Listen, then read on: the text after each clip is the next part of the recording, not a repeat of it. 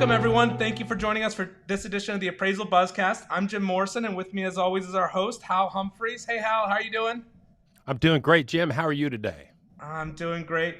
Well, we have a great guest today, Steve Kahane, and we're going to be talking about his new AEL course, Believe It or Not, Creating Credible and Supported Adjustments. Let me bring him in. Welcome, Steve. Hey, guys.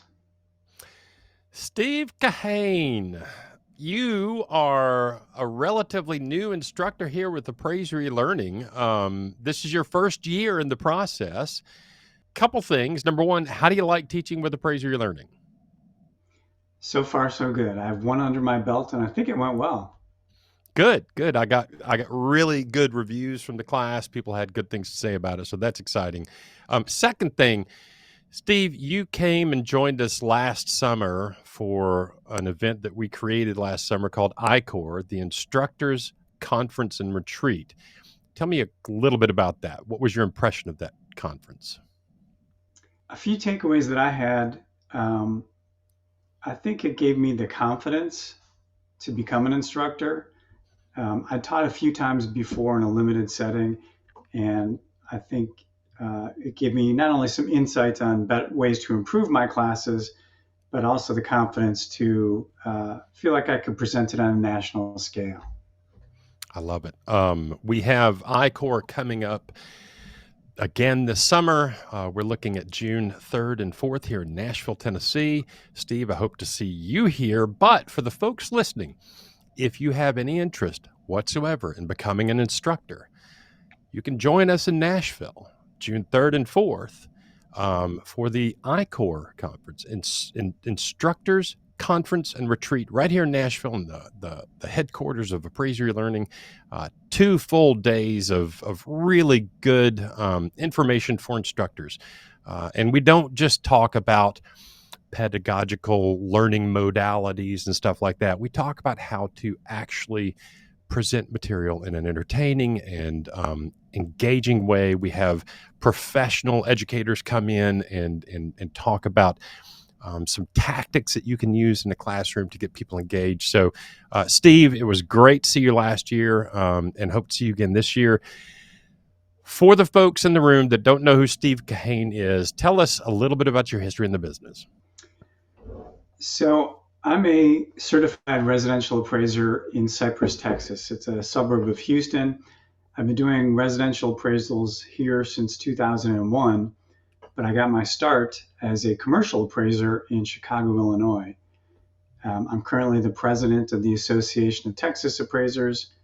I'm on the board of governors for the National Association of Appraisers.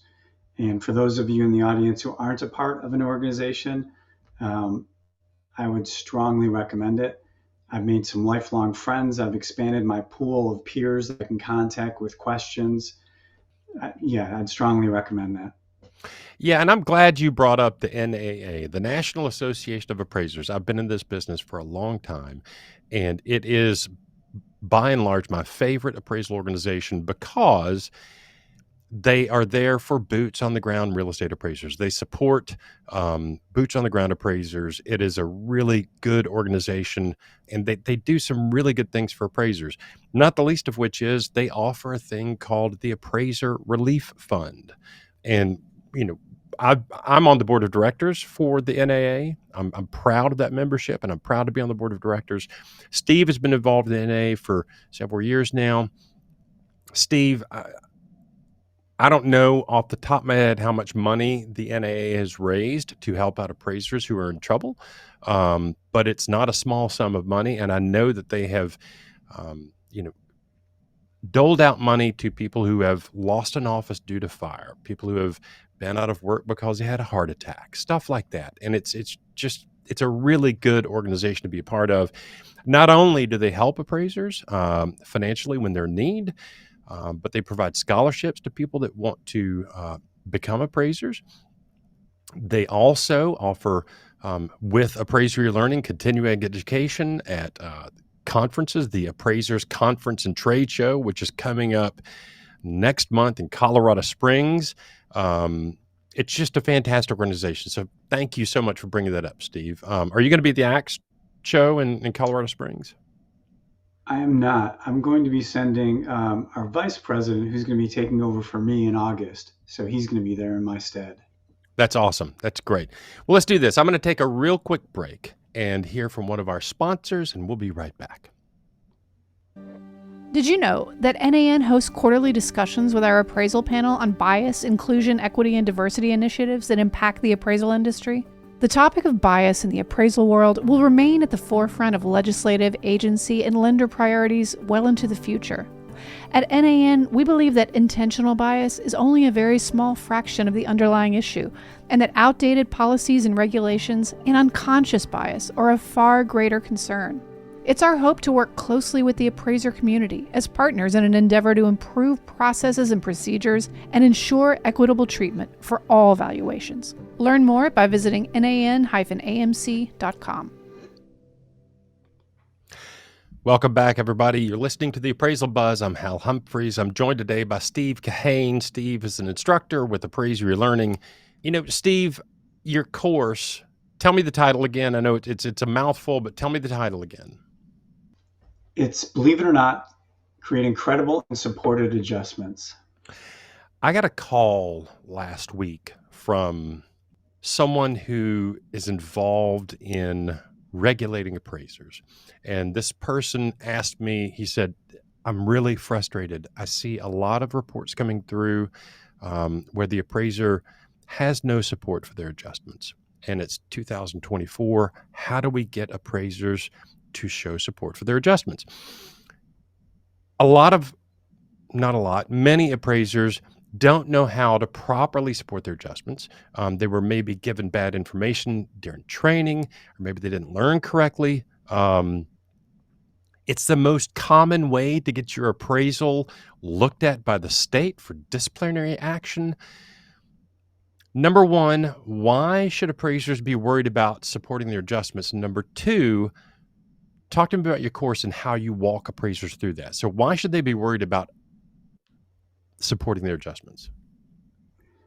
So I'll give you a few reasons. First, like you said, it's on the radar of the regulators. FHFA recently came out with something saying that they were looking for more support for adjustments.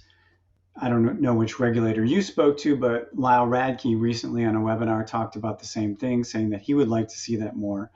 Lyle Radke from Fannie Mae. And I think with big data now, it gives them a much better look into adjustments. They can not only compare your report to your peers who may have appraised something in the same neighborhood, but also your report to other appraisals you've done in the same or other neighborhoods.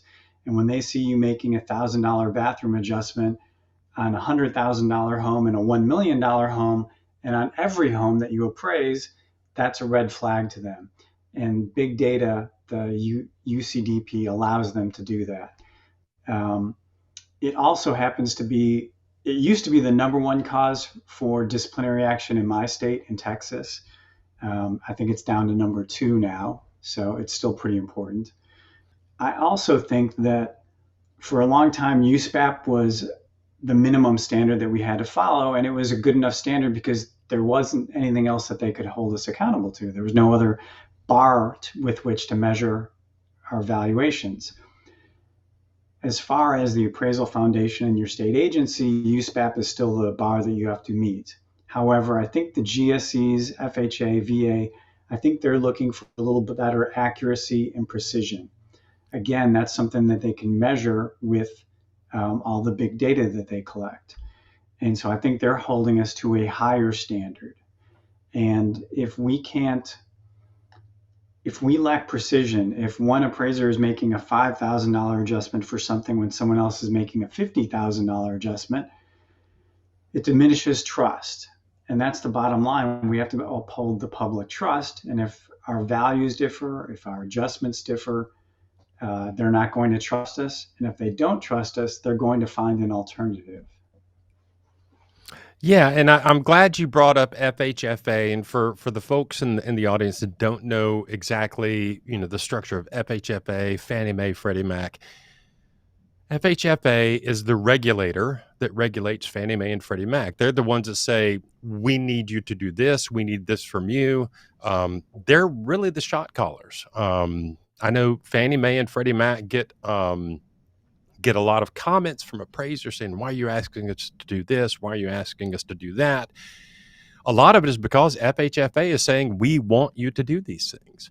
And the blog posts that you mentioned, there are 2 from FHFA in the past month where they talk about a lack of support for adjustments. Steve, one of the examples that I was given not long ago was an appraiser adjusting, for square footage based on $35 a square foot for every home that he appraised, regardless of location, regardless of anything. Just $35 a square foot is what I adjust for square footage differences, and no support whatsoever. And a number of appraisals that every one of them were adjusted at $35 a square foot. Let me ask you this. How will your course help appraisers make better adjustments? So I think in 2 ways. One, it helps you understand the theories behind each adjustment method, so that you can better understand which ones apply to you. If you're in a major metropolitan area, statistical analyses might be something better suited for you. If you're in a rural area where you don't have enough data to do something statistical, you're probably going to have to rely on some different methodologies. And so it helps you determine which methodologies are going to be best for your market based on the data that you have at your disposal. And then as far as the credibility portion of it, it helps you identify not only what's credible, but you need to be able to it has to make sense not just to you, but to the intended user. They have to understand what you're doing too. And it helps you explain to them why it's credible.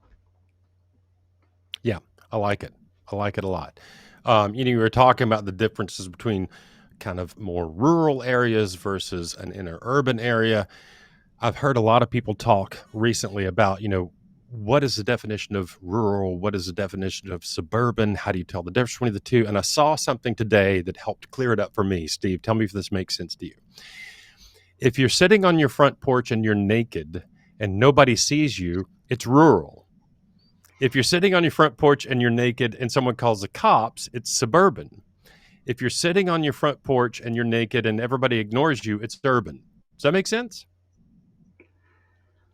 It does, but it bothers me that you were looking at me on my porch this morning. All right, let's do this. Let's take a real quick break and hear from one of our other commercial sponsors, and we'll be right back. Need a profitable PDC solution for your clients? Jaro's appraisal management software makes the process faster and easier. With Jaro, you can order standard appraisals, inspections, and hybrids, all on one seamless platform. The software also gives you everything you need to manage new vendors by taking care of background checks and letting you shop from a pre-vetted panel of inspectors with a wide range of credentials. Get started with Jaro today at tryjaro, that's tryjaro.com. Welcome back, everybody. You're listening to the Appraisal Buzz. I'm Hal Humphreys, and I'm joined today by Steve Kahane, who I was not watching on his front porch this morning. Steve, a couple more questions. Why should someone sign up and take this class? I think what I tried to design into the class is it should be good for people at most every level. Assuming you're taking it for continuing education, so you at least have some appraisal theory. And so assume you have that basic level of knowledge and you've heard of these different adjustment methods. For those who don't really have a grasp on how to make adjustments, it'll go through that. For those who do have some methods that they use, it'll help them determine whether or not they're credible, whether or not they're reliable, and it'll introduce to some different techniques that they might be able to incorporate. Okay, I like that answer a lot. Look, when FHFA writes a blog post saying we're not seeing adjustments, we're not seeing support for adjustments, when Lyle Radke from Fannie Mae mentions on a podcast they're having struggle with supported adjustments when another regulator calls me and says we're having struggle with supported adjustments. I want to be clear about this. I think by and large, most of the appraisers that we interact with do have support for their adjustments and do a pretty good job of it. I'm in my work, I have always tried to show support for my adjustments. I don't always do as good a job as I should. And Steve's class, which I have not taken, but I have reviewed and been through, is a fantastic reminder for practicing appraisers of how you can better support your adjustments. I think you should sign up for the class and take it. It's a great class. Steve does a good job of teaching it. Again, he's taught it one time so far, but the reviews were amazing. We had some really good feedback from folks about the class. So if you get a chance, sign up for that, take it. Steve, last question. You've mentioned the phrase big data a couple times. I know, everybody's really excited about big data. I think some people are terrified by big data. Do we as appraisers need to be scared of big data? So one other quick point I wanted to make about something else I should mention about the class. A lot of people, one of the concerns that appraisers have of making adjustments, they're like, I can't spend 8 hours on every appraisal coming up with all these adjustments. And you don't have to. The other part of the class is teaching you how to do this quickly, so that it won't take you time, and how to support those in a master work file so you're not recreating the wheel each time. As far as big data goes, I think it's one of those things, it's kind of like AI. It can be your friend or it can be your enemy. There's good and bad with everything. I think there are some downsides. I think that depending on how the data is used, I think we can also use that data to our advantage. So far they haven't opened the data up to us, but they're starting to. They've made some of the metadata available, not the individual loan, the mortgages, but some of the statistics from the larger data set. And I think we'll get more access to that data going forward. So no, I don't think we should be scared of it. I think we should embrace it. It's the future. But yeah, there's good and bad with everything. Fair enough. Steve Kahane, thank you again so much for taking the time to be with us today. Always a pleasure to talk with you. Jim Morrison, do we by chance have an anonymous appraiser question that Steve and I can try to answer if we feel like we're competent to answer it? We do. So this question says, I got an offer to provide an oral appraisal for someone. I've never done this kind of appraisal before. Once I provide my value, am I done? Do I need to write down my findings anywhere, or is this done verbally only? Well, that sounds like a question for a USPAP instructor, but so I don't know that I'm best equipped to answer that, but no, you're not done. There's still some more stuff you have to do. There's more stuff you have to do. You have to have a work file. You should have enough information in that work file to be able to recreate the oral report that you gave, to be able to support the oral report that you gave. I'm going to go with Steve and say that's a USPAP instructor question. I am not a USPAP instructor. I'm familiar with the document. I have copies of the documents going back for years, as most of us do, but I am not a USPAP wonk. But I would say to the appraiser, you are not done just because you did an oral report. There's more work that needs to be done, and most of that revolves around creating an adequate work file to support your oral report. Jim Morrison, I think more often than not, oral reports are problematic because people don't create a work file. They don't have support for what they've done. Most of my friends that do expert witness work, the minute they testify, they will go back to the office and put that information into their already existing work file that they've done. A lot of them will get a transcript of their testimony to put into the work file so that they have that information there. But again, USPAP allows for an oral report, but that's not all the work there is to do it. And I would seriously just say, call Brian Reynolds. Here's his phone number, his personal cell phone number. Call Brian Reynolds asking this question. Anything else we need to cover? No, I think this is a great episode, Steve. We're really excited for your course. We're going to put the link for the next edition of your course so that people who are interested in this can sign up and take that and get help with their adjustments. Awesome. I appreciate that. Yeah. And again, look, I'm the host of the Buzzcast. I'm one of the owners at Appraisal eLearning. I know this is a little bit self-serving, but seriously, if you get a chance to take this class, do. It's a fantastic course, and Steve does a good job of delivering it, and it might just help you out avoiding issues with your state regulators, avoiding issues with Fannie Mae or Freddie Mac, who are controlled by FHFA, who is really upset that appraisers aren't showing support for their adjustments. So check it out. Steve, one more time with the title of the course. Believe it or not, creating credible and supported adjustments. Believe it or not, credible and supported adjustments. If we don't have anything else, for Jim Morrison and Steve Kahane, I'm Hal Humphreys, and that is your Appraisal Buzzcast for this week.